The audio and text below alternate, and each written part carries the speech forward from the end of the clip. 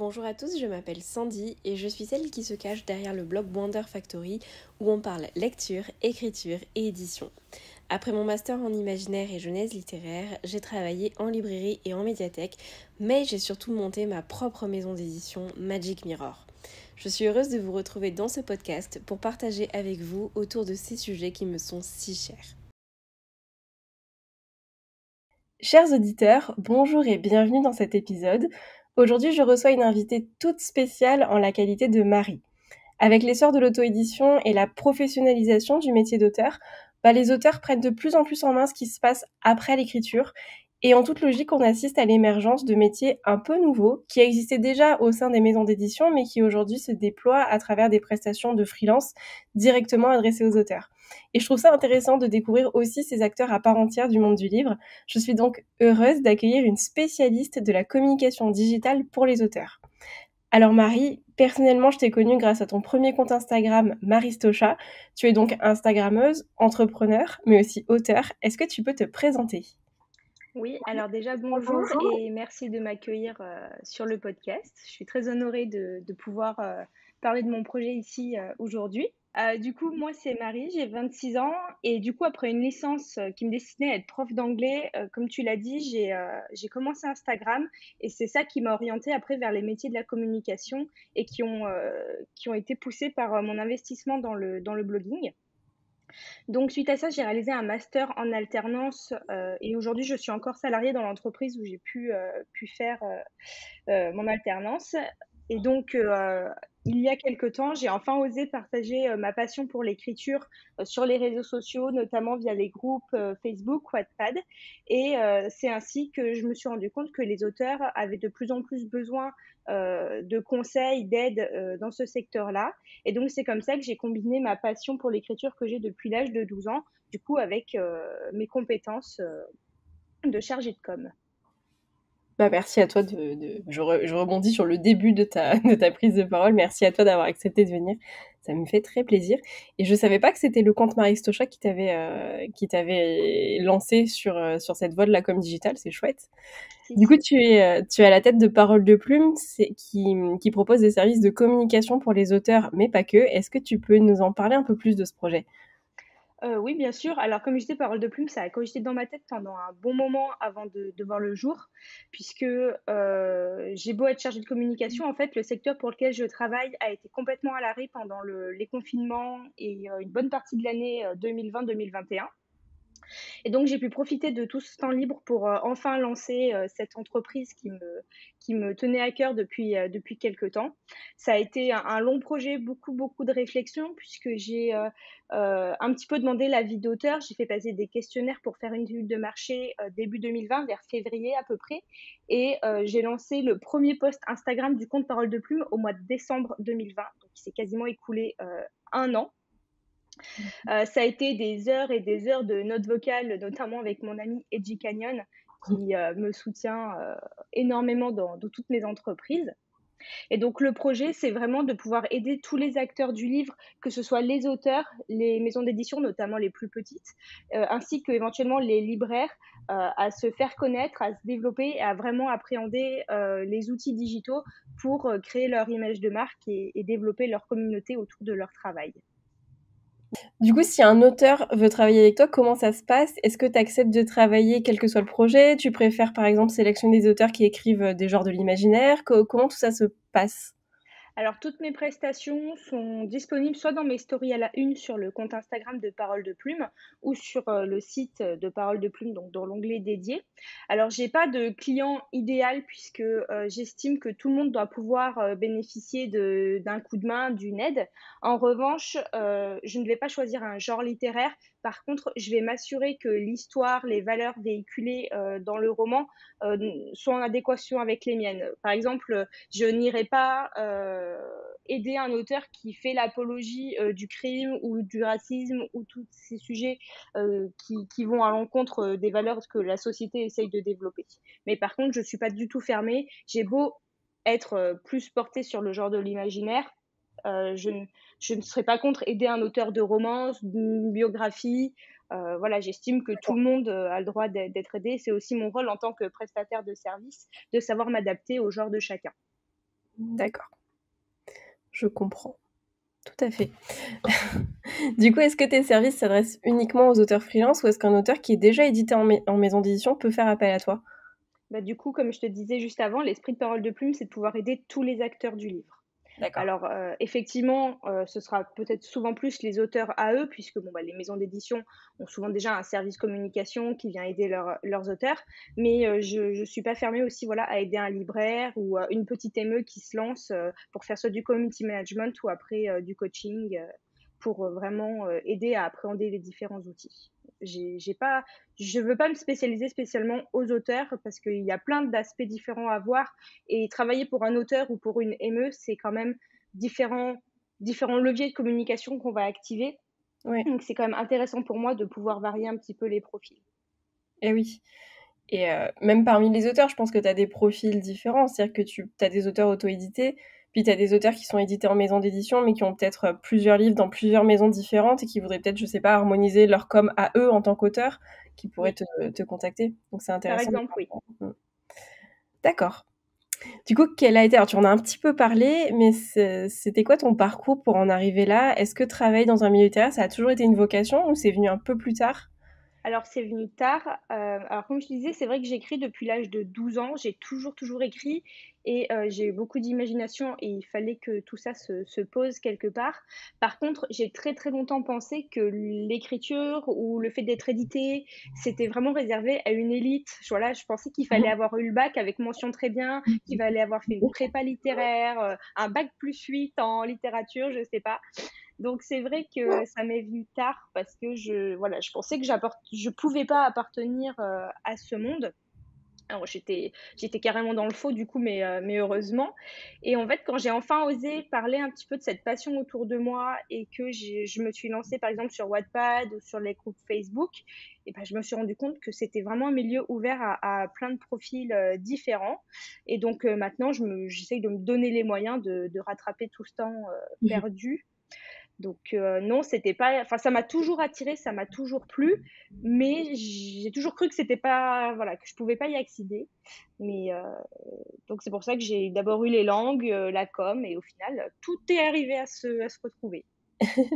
Mais non, chacun a sa place dans le milieu littéraire, je pense. On a tous quelque chose à apporter et du coup, c'est chouette quand même que tu aies ce bagage-là de com et de langue aussi. Je pense que ça t'apporte quelque chose de différent. C'est pas plus mal. Oui, c'est vrai que puis au moins je peux travailler aussi, par exemple, ça m'empêche pas éventuellement de réfléchir pour tout ce qui va être le milieu à l'étranger, des choses comme ça, puisque du coup j'ai aussi été en Erasmus, j'ai vu plein de choses différentes, donc c'est vrai que ça aide beaucoup. Et oui. Et du coup, Parole de Plume, c'est né sur un coup de tête ou c'était un projet de longue date? Tu nous as dit que il a pris forme en 2020 grâce au Covid, mais tu y pensais déjà avant? J'y ai pensé quasiment dès le moment où j'ai mis les pieds sur les groupes Facebook d'auteurs et que j'ai vu les questions qui revenaient très souvent sur la communication. Voilà, et les auteurs s'aidaient, se répondaient un peu entre eux, mais les réponses étaient toujours un peu approximatives ou pas forcément bien orientées, puisqu'au final, chaque auteur est quand même un petit peu différent Mm. et va travailler de manière différente selon sa cible. Et donc, je pense que l'avis d'un professionnel, ça peut vraiment aider à cadrer les choses. Mais voilà, ça a quand même été réfléchi vraiment quasiment pendant 6 à 8 mois, puisque surtout que j'ai quand même mon boulot salarié qui prenait, on va dire, 8 heures de mes journées. Donc, je donnais des petits conseils par-ci par-là sur les groupes, mais la décision de se lancer et de se dire, bah là, j'ai le temps, je peux le faire, c'est vrai que c'est venu, alors voilà, c'est un peu venu grâce, pour le coup, à la crise du Covid, oui, puisque je me suis retrouvée avec ce temps, que je pouvais prendre pour, développer le projet, quitte, bah, du coup, à devoir le y consacrer un peu moins de temps maintenant que j'ai repris le travail, mais au moins c'était lancé et j'ai pu construire, des bases solides. Ouais, t'as lancé la première impulsion, c'est le plus important, et maintenant t'as plus qu'à développer Oui. ce que ça a engendré, quoi. Alors, ces services annexes à l'édition se développent de plus en plus avec l'émergence grandissante de l'auto-édition. Est-ce que pour autant tu rencontres des difficultés pour l'instant dans ton secteur? Ma plus grande difficulté, c'est moi-même. D'accord. C'est-à-dire que je suis quelqu'un qui est quand même assez bien dans sa zone de confort. J'aime faire mes posts, j'aime énormément l'échange que j'ai avec les auteurs pour l'instant. C'est vraiment hyper enrichissant pour moi et j'ai un petit peu du mal à franchir l'étape du service payant. Alors, D'accord. j'en fais, hein, mais parce que j'ai peur que ça casse la relation un peu privilégiée que j'ai avec les auteurs pour l'instant. Oui. Et sinon, en termes de concurrence, effectivement, ça devient assez rude puisque on voit beaucoup d'émergence de comptes qui après proposent aussi des packages complets, de la bêta lecture jusqu'à la communication. Mmh.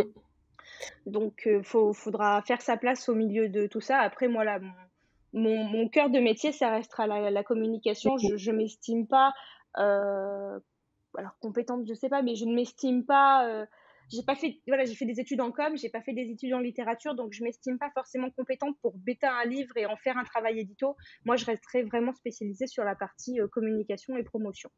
D'accord. Mais c'est bien aussi parce que du coup, tu es vraiment spécialisée là-dedans et à l'inverse, tu vois, quelqu'un qui fait de la bêta lecture peut très bien le faire, mais peut pas forcément être, peut ne pas être forcément très, très bon en com, quoi. Enfin, ça va pas C'est vrai. forcément se faire. Donc, Ap Après, il y en a, ils sont multicasquettes. j'aime bien les gens qui se spécialisent aussi, je trouve ça.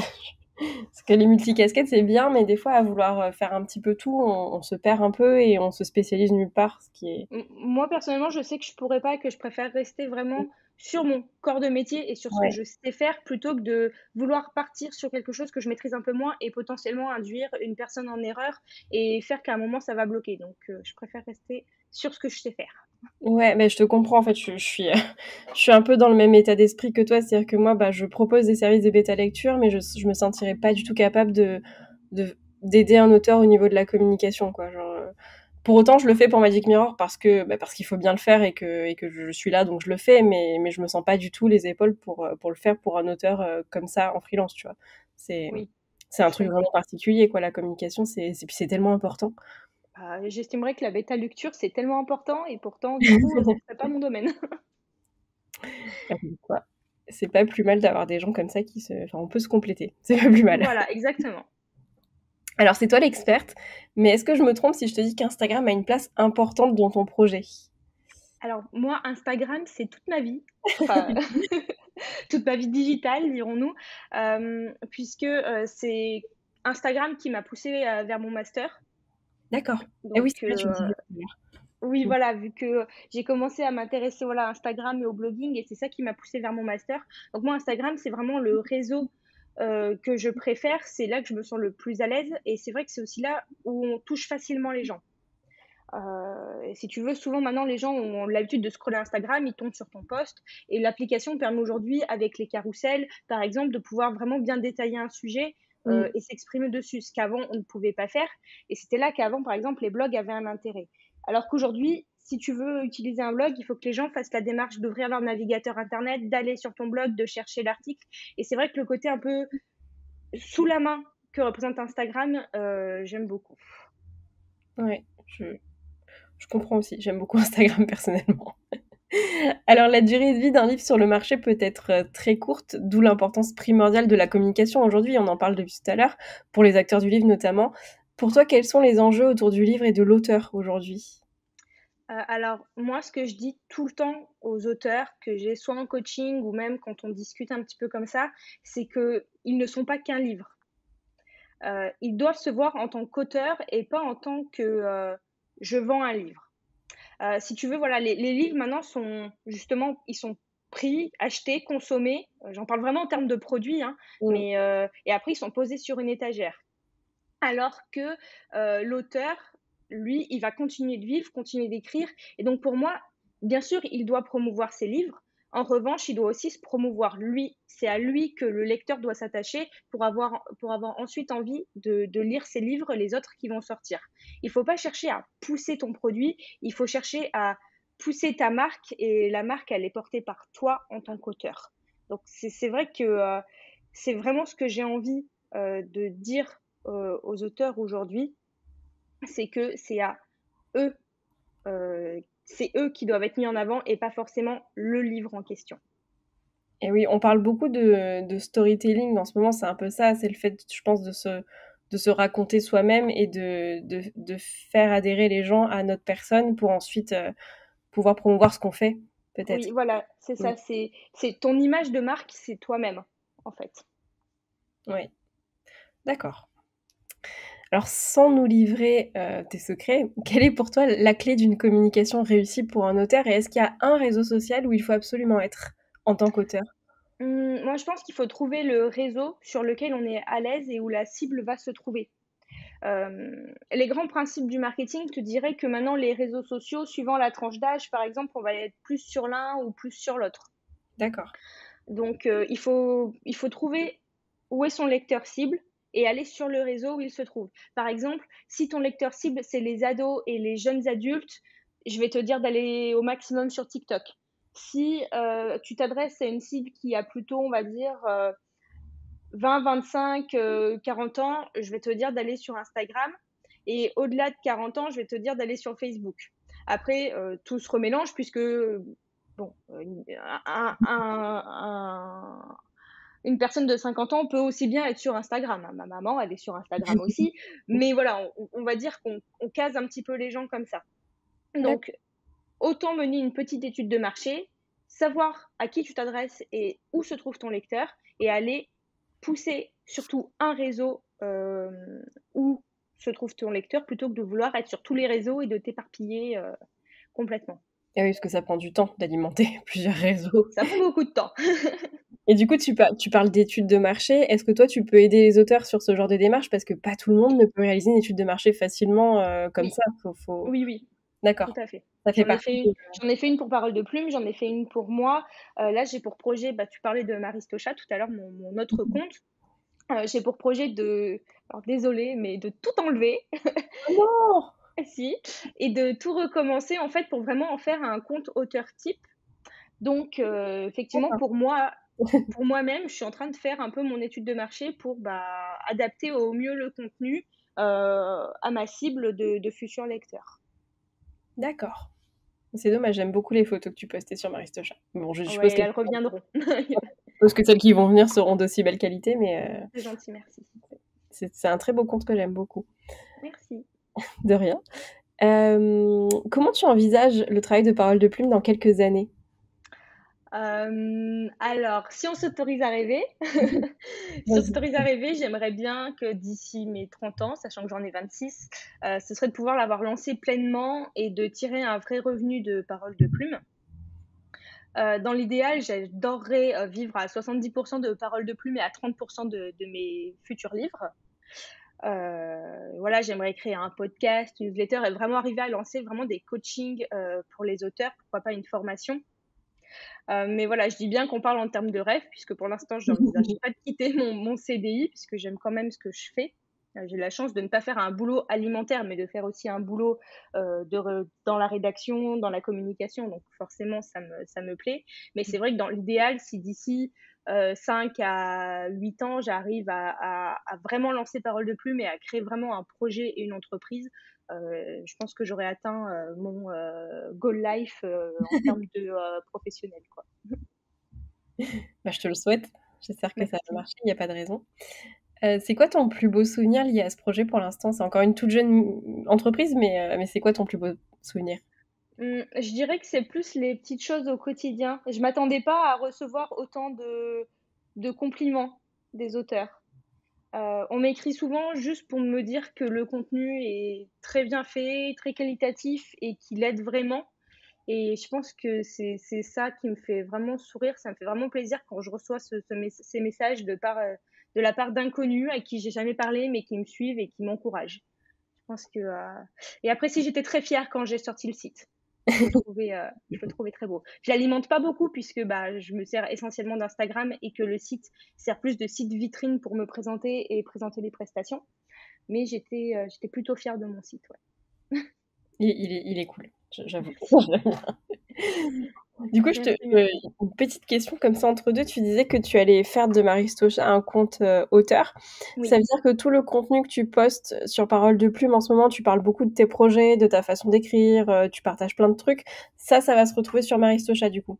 Ah, Oui, parce d'accord. que, en fait, Parole de Plume, en fait, en ce moment, je suis du coup sur la réécriture de ma saga de Space Fantasy. Tu as dû le voir.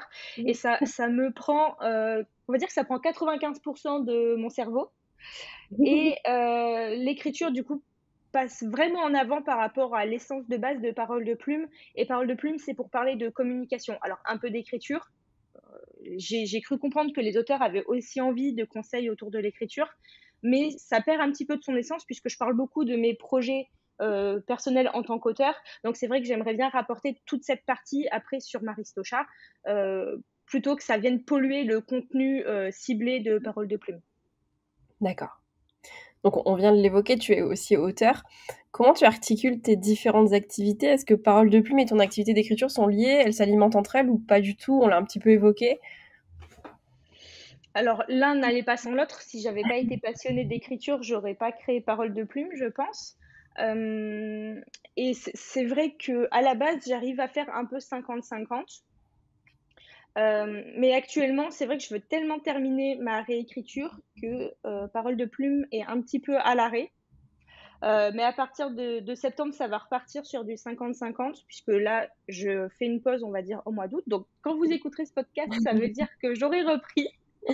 Mais du coup, je vais bien préparer les posts et je vais vraiment réaxer ça à communication. Et la partie écriture sera sur autre chose. Donc, je pense qu'on va essayer de repartir sur du 50-50. J'écris dans mes trajets en train pour aller au boulot le matin. Et il faut vraiment que Parole de Plume soit travaillée en amont pour que ce soit vraiment régulier. Puisque la base d'une bonne communication, c'est d'être régulier. Du coup, bah, tu viens d'en parler, tu as signé un contrat d'édition il y a peu. Oui. Est-ce que tu veux terminer en nous parlant un peu de ton futur roman? Et des autres aussi, parce que alors, si je dis pas de bêtises, tu travailles, il y a Cristal Pur, dont tu parles beaucoup, Oui. et 21 Solstices. Oui. Alors, 21 Solstices, c'est le roman que j'ai signé du coup chez Bookmark, qui devrait paraître en 2023. Donc, on a encore, c'est pas pour tout de suite. Si l'édition m'a appris quelque chose, c'est la patience. Oui. Donc, en fait, c'est un roman d'urban fantasy que j'ai écrit, que j'ai commencé pendant le premier confinement, puisque justement, il fallait absolument que je fasse une pause dans ma saga de space fantasy que j'écris depuis 10 ans. Du coup, j'ai vraiment coupé et j'ai écrit 21 Solstice, enfin 21, pardon, pendant plus de 6 mois. Et à la base, je devais juste faire un one-shot un peu doudou, une romance un peu magique, parce que moi, il y a toujours de la magie dans mes histoires.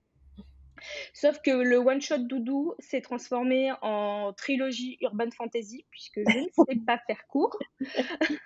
Donc voilà, alors je suis pas hyper douée pour pitcher mes histoires, donc pour une chargée de com, ça commence mal, mais, mais voilà. Donc on s'inspire un petit peu du mythe de Roméo et Juliette qui s'accentue autour des 4 saisons. Et on suit en fait la relation, l'histoire d'amour entre l'héritier de l'été et la princesse de l'hiver. Où on a du coup les 2 saisons qui s'opposent.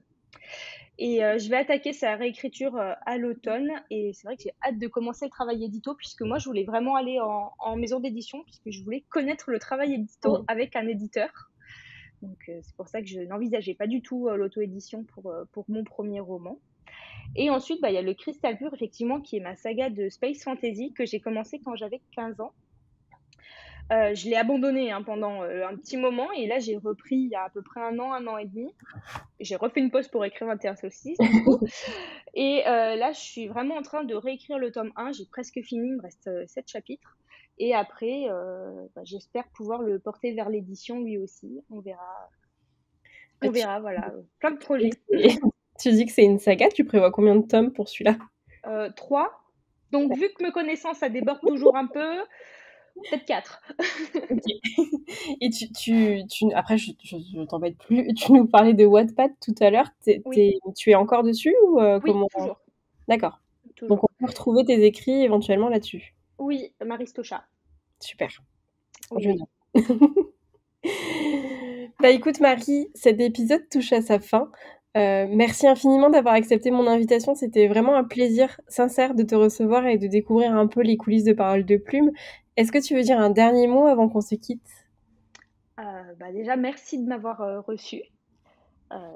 Et puis, j'ai envie de dire aux auteurs et à tous les gens qui ont envie de se lancer dans le livre d'y croire, puisque avec mes croyances limitantes pendant plus de 10 ans, j'ai pas du tout osé parler de cette passion, alors qu'aujourd'hui, je vais bientôt être éditée et je lance une entreprise dans le secteur du livre. Donc, faut croire en ses rêves et en sa plume. Voilà. C'est une très belle conclusion. Merci beaucoup. Merci à toi. Comme d'habitude, vous trouverez tous les liens utiles dans la description, donc là en l'occurrence le site et le compte Instagram de Parole de Plume. Je vous souhaite de très belles lectures, de merveilleuses découvertes et je vous dis à la prochaine.